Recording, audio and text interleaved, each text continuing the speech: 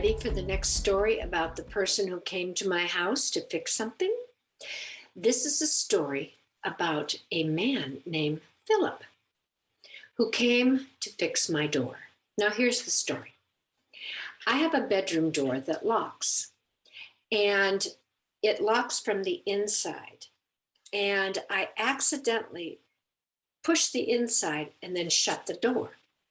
I was trying to mess with the knob. And when I shut it, I went, oh no, it's locked and there's nobody in there. So I tried everything I could to try to get the dumb thing open. And I even tried, slipping the plastic card down to disengage the little latch, and I couldn't get it open. So finally, my son, Stephen, who was home, said, oh, Mom, you just got to drill it out and then put a new one in. I said, drill it out? He says, yeah. So he gets a drill and he starts drilling into the lock. Well, it totally ruined the lock. Now there's no way you can get the thing open.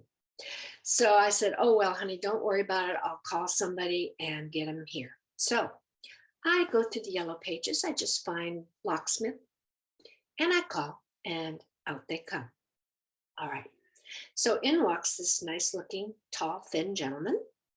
And I said, here's the bedroom. And I told him the story and I laughed. And, he said, oh, well, this happens a lot. And he went and he says, this is easy. He says, I'll have it fixed in 10 minutes. So I thought, I need to go in there and talk to him. So he was putting in the new lock, okay, a doorknob with a lock. He says, I have one in my truck. So he went out and got one and he was putting that in. So I went back to talk to him. So tell me where you're from. And he said, oh, I used to live in Colorado. Now I live here. And he said, something about his family and how long he'd worked for this company, etc. So after talking with him for a while, I went into my office and I heard him talking on the phone. And he was talking in French to somebody. And I thought, well, this is interesting. Somebody here who's speaking French, but he's from Colorado.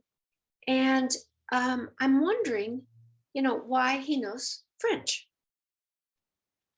So I go back and he's done with this conversation. I said, I couldn't help but overhear you. You were talking French. And he goes, oh yeah, I was just talking to my girlfriend. She's from France and I know French. And so when I'm talking to her, I speak in French. I said, oh, so you're from France? He says, no, I'm from Israel. Israel. So you're a Israeli who speaks French and is standing here in my house fixing my door. Ah, this is a divine appointment. Jesus is the door. Well, when he told me he was Jewish, I said, oh my gosh. I said, look, I'm learning Hebrew and I teach beginning Hebrew language at my church. He said, you do? He says, wow. He says, I've really been trying to follow the Torah myself. I said, you have? He said, yes. He says, but you know what? He said, it's really, really hard to follow Torah completely. There's like hundreds of laws you have to follow. He says, I'm really struggling. It was the exact same day I began this workbook, A Year Through the Torah for Christians. So I said, wait here, Philip. And I went and I grabbed this book. I said, Philip, look. I said, I'm just starting this story about Yeshua, the Messiah, and how it relates to the Torah. I said, here, I want you to have it. He said, oh, no, I couldn't take that from you. I said, no, please. It would be a blessing if you did. I said, it's no accident that you came here on the exact same day I was going to start this. I said, I can buy another one. I said, please take it. So he took it and I wrote the check and off he went.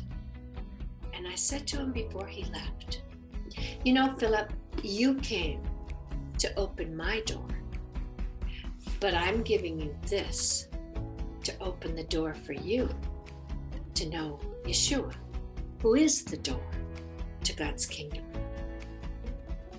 And now you know the story.